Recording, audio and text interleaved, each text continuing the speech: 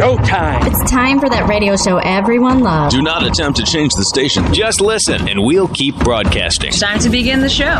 103.9 LI News Radio presents Your Island, the very best in talk radio, with your host, Tom Schilero. And once again, welcome back as we head to the 3 o'clock hour today, folks. This segment of our program is being brought to you by the Suffolk County Police Benevolent Association. That's right, the PBA serves to support law enforcement, participate in special events and programs, all designed to help protect our community.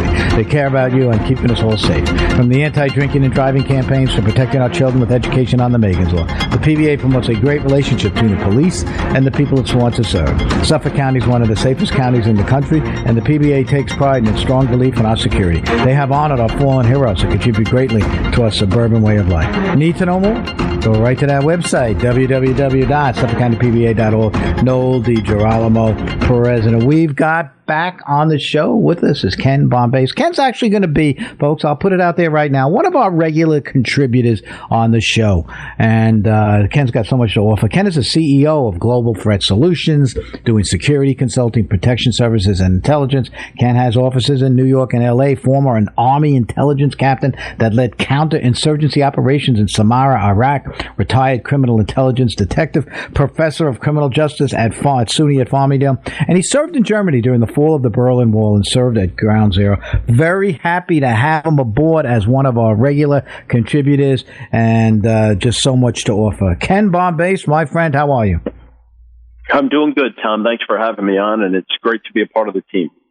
You know, so much happening right now. I don't even know where to begin. You could jump in on so many different subject areas that we cover on a daily basis on the show, Monday through Friday. As you know, many people tune in our midday live show. It just issues pop up all the time. Over the weekend, I was watching the busloads of people coming from Texas, Arizona, being shipped by the taxpayer money in the state of Texas. Texas taxpayers were paying for the buses, as were the folks from Arizona, going to Washington, D.C. and going to New York City to the tune of about 6,000. And then it hit me, Ken, and I want your perspective on this.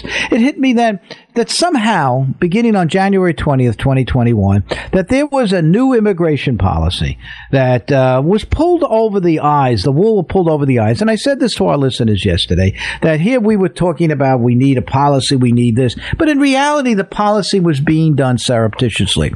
We know about the flights from Homeland Security, moving people around the country. But it hit me when the first busloads, and 150 people arrived yesterday just at the Port Authority in New York City, that when they get off the bus, they're met with all these counselors under the mayor's watchful eye that they're giving housing. If they're bringing kids with them, they're being enrolled in the city school system. They're also giving driver's licenses if they need them. And I finally decided that that's our new immigration. That's legal immigration, and that we should no longer use the phrase illegal immigrants or undocumented. They're certainly documented if they're coming in and they're giving housing and they're giving food stamps and they're giving driver's licenses. That the American people were never told this. It was never put up to a vote for congressional action, but it began almost a year and a half ago. Now, I'm not making a value judgment with this. Is it the right thing or not? It just wasn't done legal enough.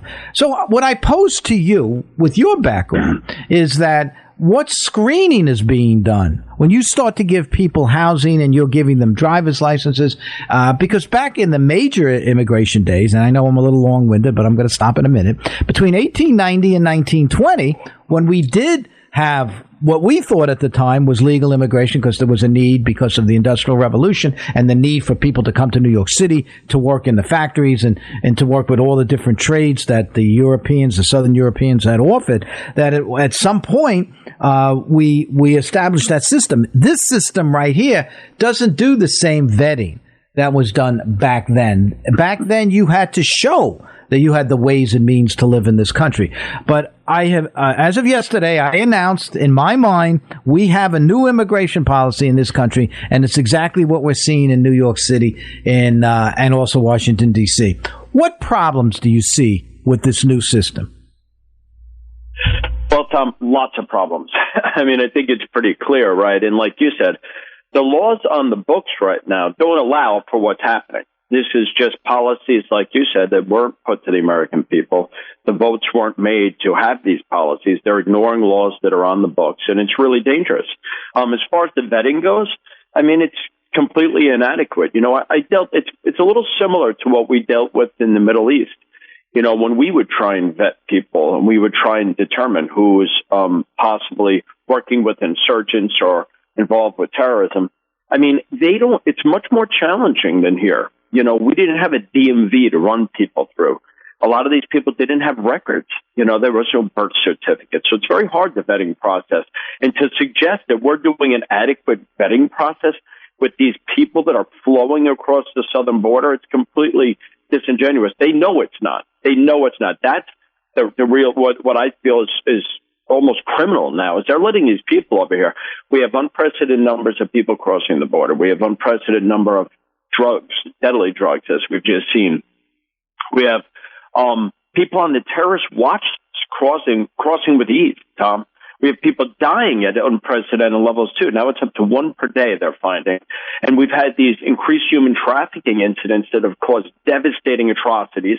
50, 60 people dead in the back of a truck. And this is all because of these policies, really not policies based on not what are the existing laws that we have. And now New York City and D.C. are panicking for receiving a mere fraction of the number of illegal immigrants that are flooding the towns and cities near the border. The hypocrisy is crazy because those mayors in those cities support these policies. They support what's going on down there. They definitely don't oppose it. And to talk a little bit about what you said before, we are paying billions of dollars for lodging and phones and transportation benefits and even stimulus money to illegal immigrants here while our own people, including our veterans here, Tom, are homeless and suffering. So, to answer all of your questions, the vetting's inadequate, and this is highly dangerous to our country, I believe, right now. But we should have realized it. I feel a little dumbed out by the White House because when it first took place and Joe Biden canceled all of the deals that Donald Trump made with the Golden Triangle countries, Nicaragua, Venezuela, El Salvador, Mexico, canceled all of it, and those countries were cooperating. We were giving them some economic aid to sustain their population so that they didn't have this immediate desire to cross the border and to take it one step at a time or to put asylum applications in with the country's capitals and so on. When he canceled all of that on day one, I started to think, well, it was working. Why would you just do that? You're the new president. Why add another headache? Now I realize it. I realize it right now that when he came into office, and I'm talking about Joe Biden or his handlers or people that said that we're going to adopt this new open borders policy, and this is what we're going to do. And at the same time, they were saying, well, Donald Trump's policies were racist and so on. They weren't. They were working. They were keeping people at least comfortable, at least keeping people out of harm's way that you so articulately describe in terms of the drug problem and the overdoses and the people being snuck in by the human smugglers and so on. But he brought that all in. And then you have Mayor Dinkins, which he's surprising me a little bit and saying, if you come into this city, you're going to be welcomed. And again, you're going to be given the housing and the food stamps, and we're going to put your kids in the school system. And yet, where is that word? There's no word anymore as far as illegal. This is our policy, and it was snuck past us. Again, a point I made yesterday with you on the show today to point out that you just can't have an immigration policy like this. There is so much when it comes to global threat solutions and all of that. They are capturing or finding people on the terrorist watch list that are trying to sneak in this way. These, again, the folks from south of the border are coming across the Rio Grande in some cases. They're walking across and they're surrendering immediately and becoming dominant. And we were fools. The American people are fools when it comes to this. But what is the long-range effects of having a policy like this? So the long-range effect is, even the short-term effect has been devastating, right? With the fentanyl that's crossing, these devastating drugs that are coming across. Let's face it, not all of them are, but a lot of criminals come in. With such increased numbers, you're going to have increased levels of criminals, gang members, drug dealers, cartel members, and terrorists coming into our country. So the short-term impacts have been devastating. Long-term, I can't even really imagine. One of the things President Trump used to say, it was it was so blunt and so easily said, but it really is true. When he was campaigning, you can't have a country without a border. It really is true. It's true even in 2022. You can't have a country without a border. You go to Europe, they've enforced their borders. As far as the security, but even in the EU, this is unprecedented what we're doing on the southern border of our country right now. And what this is, Tom, clearly, I believe, is an intentional and unprecedented movement to create an open border for political reasons. Democrats are saying we don't have an open border. That's not true. But all the facts tell a different story. Overnight, from when President Biden took office, like you just said, these policies were unofficially changed, and now we have an open border. And the number of people crossing this border has increased exponentially since President Biden took office, and the policies are what has created this, period. It's as simple as that. They could call it whatever they want. We are dealing with an open border. And the long-term effects are going to be devastating to us. Why? When I say for political reasons, is it that they want to bring in people that they feel will be voters and add people onto the voting ranks that will vote Democrat? I'm not sure. But when you look at additional policies, to me, it's never made any sense that there's pushing. They've made policies and pushed for policies to have no ID required to vote. I would say the two kind of go hand in hand. Why would anybody push for no ID to vote? We know that the law says you have to be a U.S. citizen to vote, right? So why would anyone do that? To suggest that people in this day and age, people who live in urban communities don't have the same access to an ID, it's insulting.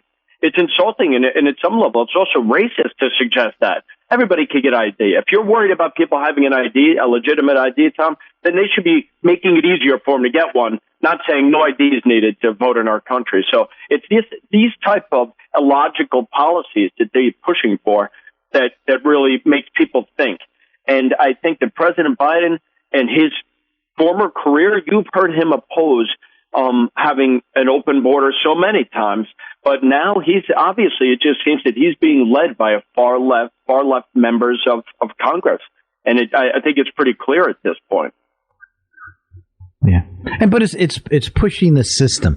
Again, I keep going back to the fact that this was the intention all along, as far as how they were going to move this forward to the open borders. I didn't believe it in the beginning. I said you can't really have open borders because of what we learned. You in law enforcement, myself, former law enforcement, that it doesn't work that way. You can't have that because people need to be vetted, like we did in the early part of the 20th century when I always point to 600,000 immigrants came from Italy alone in a 10-year period, because many of the Italian migration in this country came between 1910 and 1920, which was a big part of New York and Brooklyn, East New York, and where they settled. But if you look at the way in which that was perfected way long ago, almost 100 something years ago, it was done right. But this system that we're talking about right now, give it a quick example, bring it up to modern day standards. In Nassau County, there were 4 MS-13 members that one could assume came across the border this way, seeking asylum. They decided they're going to pull some scam in Nassau County where they're going to lure males into a prostitution scheme that they got going on with one of the female MS-13 members. And this just happened, I think it was last week. And they were using a motel in Nassau County, and the female MS-13 member lured a guy into a room. I guess they attached to each other during social media, and then of course they physically met, went into this room, and then she opened up the door and let the 3 MS-13 male members come in, and they began to beat him horribly, took his bank card, went to his ATM machine, wiped him out, then realized, well, what are we going to do with him? They got to kill him. Okay, so now they drag him into his own car, because they didn't have a car, they didn't have any money, but they took it from all of him. And it just so happens the Nassau County Police Department was having some sort of I think they were having a detail going on, and they did notice there was something strange about it, this guy being dragged out to the car. So they made a car stop. And this guy was in clear distress because they told him, we're taking you someplace to kill you. So in his mind, his life is over as far as this. But the Nassau County Police got into a pretty bad scuffle with the three males that were in the car. And they found weapons and they found all sorts of stuff. But they saved this man's life. The point of the story is that this is what's coming into the country. Yes, if 100 immigrants come across the border, migrants, however you want to call them, come across, but 10% of them, they're saying, are here for nefarious purposes. That's a lot. 10 out of 100 are part of the human trafficking, are part of the gangs and the drug cartels and so on. So it's something that we're not thinking about right now in this progressive rush to bring people into this country. Ken? So you're exactly right. And you know, Tom, I've worked with MS-13 for a long time as a detective. And I was the first field intelligence officer. And in Suffolk County, when I did that, I was assigned to an MS-13 task force. And just these open border policies, allowing people like that, these dangerous criminal street gang members to come in from other countries is devastating and has obvious implications. That's exactly what you're talking about. But let's bring it up to the level. Something I'm also very familiar with is counterterrorism operations. And now, what is going to happen when we have an incident, a devastating terrorist incident, and they clearly link this to somebody who crossed our border and got into this country? What is going to happen at that point? I mean, are people even thinking about that? And what's really scary about this, Tom, is the people who are pushing so hard for these open border policies. To them, it's an acceptable level of violence to have these policies in place. That's what's really scary about this. You know, they know it. It's not like they don't watch the news like you and I do. They've documented so many of these people on the terror watch list have already crossed because of these policies. And they've documented so many criminal street gang members from other countries, violent Central American countries coming over here. They know it. It's not that they don't know it, but to them it's acceptable. It would not be worth locking down this border any more than it is right now. That's an acceptable level of violence to them. And that's what I think is really scary. You wouldn't have said that maybe even 10 years ago, especially when we were closer to 9/11. Nobody would imagine back then that politically anyone could suggest we should have anything but a secure border. But today, it's a common policy in Congress. This is what they want. They don't call it an open border, but their policies have created one, and they know that. They are totally fine with what we're looking at our southern border right now, Tom, and that's scary to me. And that's it. And I think that's well said. I want to underscore what you did say. And they are totally fine with it. And this was the ultimate goal and the objective. As I think back on this, I guess I had this metamorphosis over the weekend where I realized, I should say a catharsis, where I realized that we had the wool pulled over our eyes. And then I keep thinking about the president's thoughts and statements over the last year and a half since he's been president. And of course, talking about police violence, where he essentially takes it away from the issue itself, but getting more to the southern border, and how he speaks about the mere fact that we're never going to go back to these laws, the Jim Crow laws, in terms of voting and all of this. And then I realized that this was all part of the plan. And part of this plan, and I'm not a conspiracy person. I never believed there was a plan. But now that I'm watching this whole thing, it is there. And it is our new wave of immigration. And bringing somebody like you on the program to talk about whether it's the threat or how dangerous this is to ourselves as Americans and as people who are a country of immigration, and how that it can be assessed in a way of what the danger level is. And that's, I guess that's what I would pose to you in terms of that danger level. In a minute or two left that we have in this segment, how does that move forward in terms of being able to assess the danger level? So that's the tough part, right? Our intelligence agencies are trying to get a grasp on this. The Border Patrol, I mean, they give us numbers, but remember when they say, and I don't have the exact figures, say since the beginning of the year we've had 55 people, and I think that's pretty close, maybe more, people on the terror watch list across the border. Remember, that's the ones we know of, right? So how many others are that we don't? It's porous down there, obviously. People are flowing through. How many people got through that we don't know about? That's the scary thing. So to assess it with any accuracy, That's a challenge for our intelligence agencies right now, who are struggling with trying to track these people. The FBI being one of them.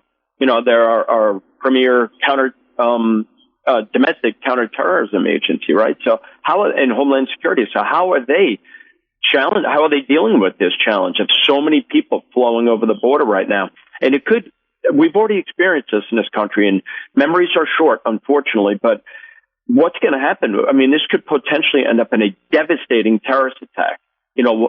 Something that our country is going to have to take a tremendous look. There's going to be a lot of people held responsible. A lot of people are going to point fingers at these politicians who allowed our borders to be open.